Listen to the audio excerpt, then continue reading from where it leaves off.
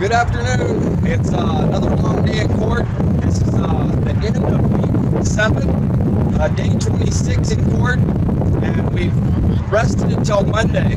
We still have Eric Parker on the stand, and we'll bring some more information on that in just a moment. But I want to bring Brother David Fleeman over here and talk about the citation that he received today for something he's been doing for almost 7 weeks that I've been even helping him with. He got this citation. It's really windy, so it's probably hard to see it. But he got this citation today for pulling up out front and unloading all the signs and stuff. It's something he's been doing every single day. I've been helping him with it multiple times. Others have been helping him. Come over here, David. They pulled him over this morning after he unloaded this stuff, and he got back around to the parking lot. They had, I know, at least 2 cars there when I showed up, and they had a 3rd car coming and going. And go ahead and just tell them what happened to you today. I was walking everything off like we always do. Went around and I noticed there was a Metro stoplight making a hit, and when I had made my right-hand turn, I noticed he was right behind me, so I made sure I watched everything I was doing. Did my blinker on, stopped the line, the horns on it, and sure enough, I pulled in the parking lot. So I was pulling up the parking lot, the free parking lot back there. He threw his lights on, and then when he approached me, he tried to intimidate me. He was telling me put my hands on the steering wheel, and then was trying to get the same things to get me to take my hand off the steering wheel, and I take my hand off the steering wheel. He put your hand back on the steering wheel, and he was really he wasn't nice, put it that way. And they had you stop for probably 30 or 40 minutes, maybe longer. Yeah, I didn't really keep track of time, but yeah, they kept me there for a long time, and all over this one citation. Yeah, and so, and I think it's the same police that messed with Joshua. And not only that, as I was walking back up this way, I didn't say anything to the police. I kept my eyes forward, didn't change my body language or anything, no scowl on my face or anything. And the guy, not loud, out the window I could hear, time to go home.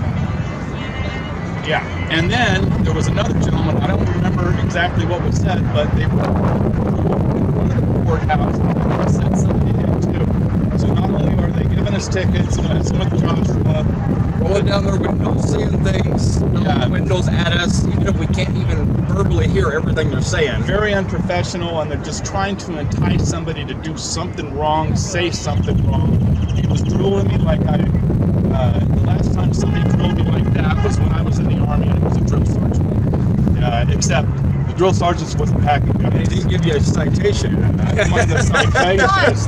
Can you tell them too what happened on the outside on our side when we got there to the parking lot? So we got there this morning, I just noticed that somebody was pulled over. I didn't know at that moment if it was David or who, and after being there about 10 or 15 minutes, I found out it was David. We tried to approach these Metro PD officers, ask them a few questions about what was going on, why was someone getting a citation, was they in trouble, and they pretty much told us it was a secure area, kept telling us to back up. They wouldn't even answer our questions or tell us who he was or if he was even okay. And they kind of set up like a formation around there, kind of blocking us off and just watching us with their backs towards where David was, and another officer was taking care of him. This is intimidation we've been getting the last few days pretty heavily.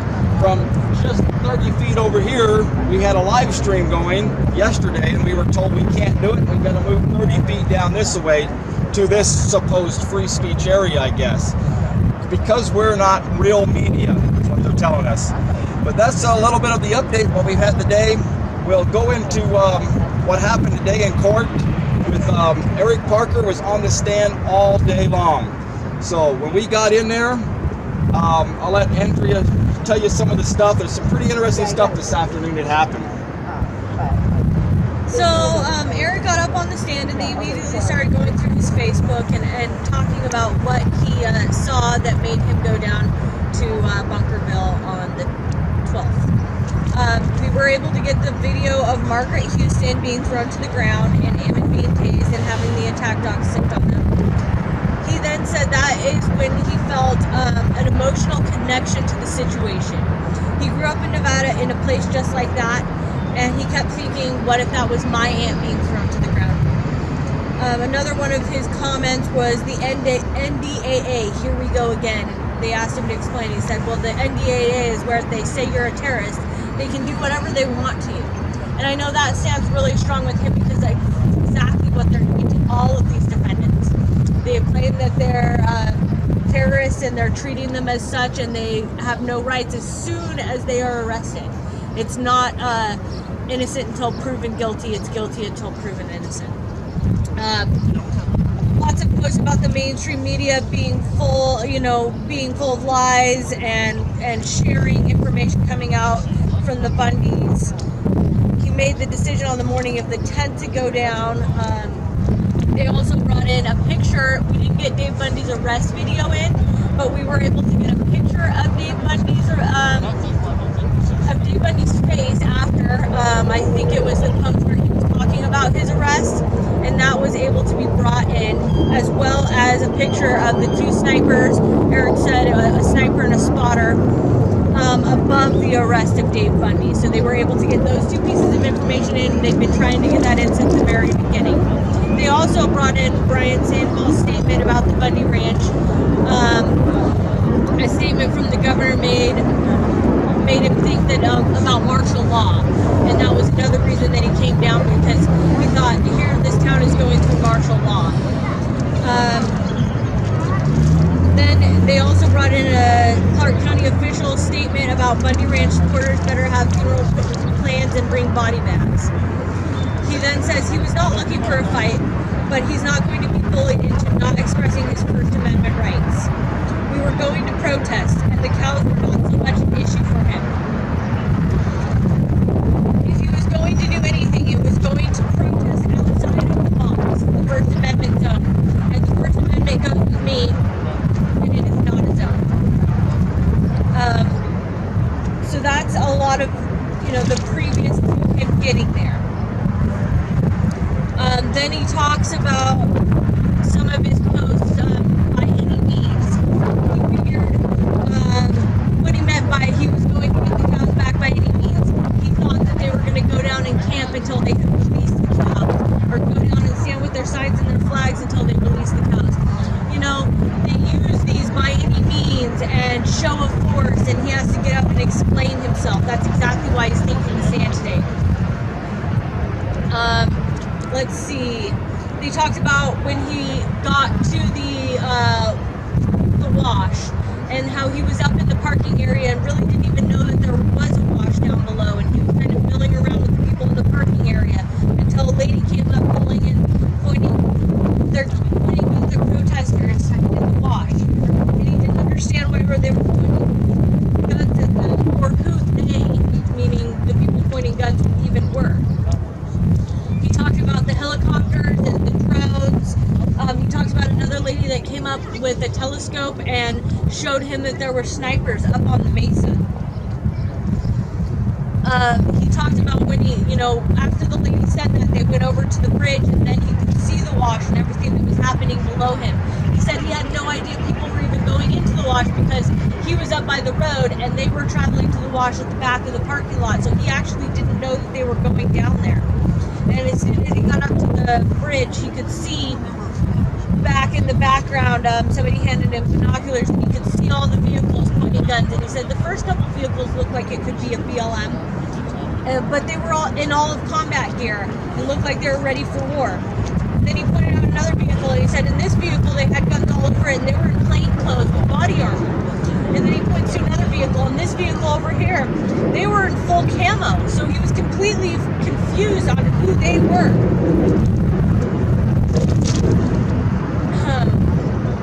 Let's see.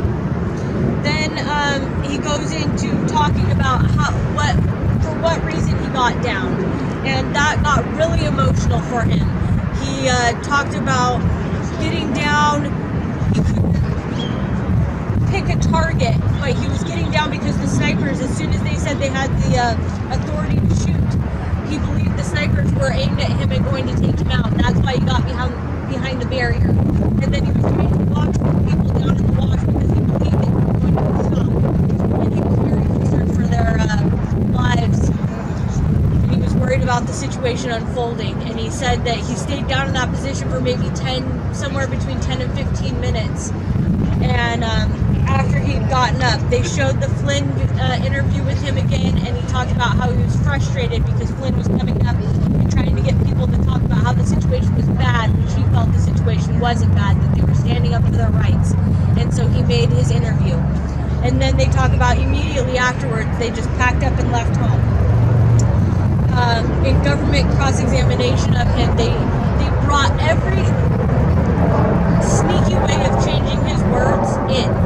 And he did a really wonderful job of explaining himself and saying, no, that's not what I meant. When I said show of force, and they said, well, you say show of force and you bring your guns, that means you wanted to show them that you're going to have guns too. And he said, no, show of force is the amount of people. And he's all, well, in this post, you say, they want 20 men, and we need 200 armed men, and he says, yeah, but the show of force is still the amount of people. It has nothing to do with the weapon.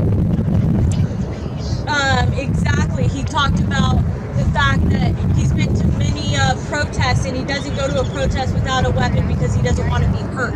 And the reason that he brought his weapon is because he didn't want to be hurt the way Dave Bundy was hurt or the way Margaret Houston was hurt. And he also talked about the way that the protests, as soon as the people brought their weapons, all of a sudden the things that were happening the previous days weren't happening any longer. Couple things with Eric's testimony. Eric started out this morning bowing his head on the witness stand and praying as he took the stand. He was calm. There's no better witness than your own self when you're doing what's right. I haven't seen a more honest witness up here in the whole trial than Eric Parker.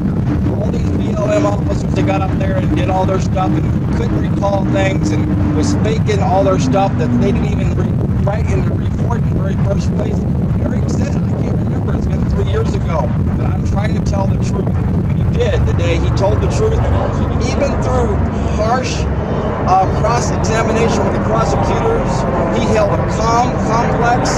He did very well. He broke down a few times on the stand with different questions, but he did very well, and he was very sincere.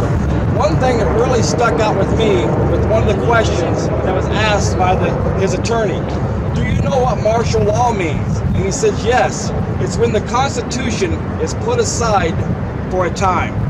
And that's what he felt was happening on the ranch.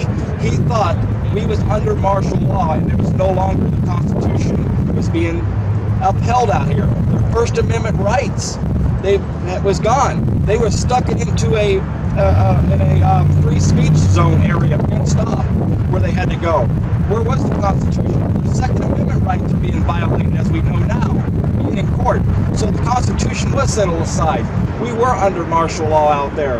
And this is something that Eric Parker felt from the day one. That's why he went there, to protect innocent people's lives, and he wanted to see what was there for the truth. And that came out very well to the jurors, I think, and we had some very attentive juries today. We still have juror number 9. We don't know if she's sleeping half the time or not. I can see her eyeballs moving, but she definitely looks slumped over in her chair and kind of rolling around. I don't know if it's because the government's taken so long with this, because I remember at the beginning she wasn't really like that, but it's just gone on and on and on, and she does kind of seem disinterested. She definitely does. So we're going to be back there again on Monday. One thing that came up today that we was all shocked, and we've not seen any video of this at all from Eric Parker for sure. And the prosecutor got up there and just starting into his opening arguments, he actually said a cuss word, boldly and loudly And aggressively. It was shocking to all of us. And he says, so out of all this prayer phases, I'm not going to say the cuss word, but what the blank were you thinking? That's what he said. And he said this in front of the jurors and everybody. It was unnecessary for him to use that type of language. Eric Parker hasn't used that type of language in any of the videos that's been shown or on the stand. And this is one of the things that he aggressively said today, trying to rile up Eric. But Eric just kept calm and handled the situation very well and answered them all his questions when he was answering him politely with sir, yes sir. Every single question was answered very professionally today. So we're proud to witness this today and see that. So other than that, we'll be back in court again Monday morning. The judge didn't bat an eye. Yeah, the judge didn't bat an eye with that type of language in the courtroom at all. So Monday morning at 8:30, we will be back in court here. Looks like Eric Parker's still going to be on the stand on Monday. I don't know if we're going to call any other witnesses after him or not, but other than that, we know that Eric's still on the stand. He's being cross-examined by the prosecutors, and I'm sure that the defense team will have a few more questions for him when it's over with as usual. So we might get into closing arguments on Monday. We don't know yet. It's going to be, have to wait till Monday to find out this. So the next 3 days are going to be kind of long, but we've got guys to visit in jail. I know you're going to go over and visit the guys and visit your husband, and so we'll be back Monday for sure, if not sooner. So thanks again, everyone, and give Eric a round of applause. yes. There's a Bible on what you were saying there. Yeah. The Bible says whenever one opens up their mouth, what's in their heart comes out. Whenever they open up their mouths, what's in their heart comes out, and it convicts them.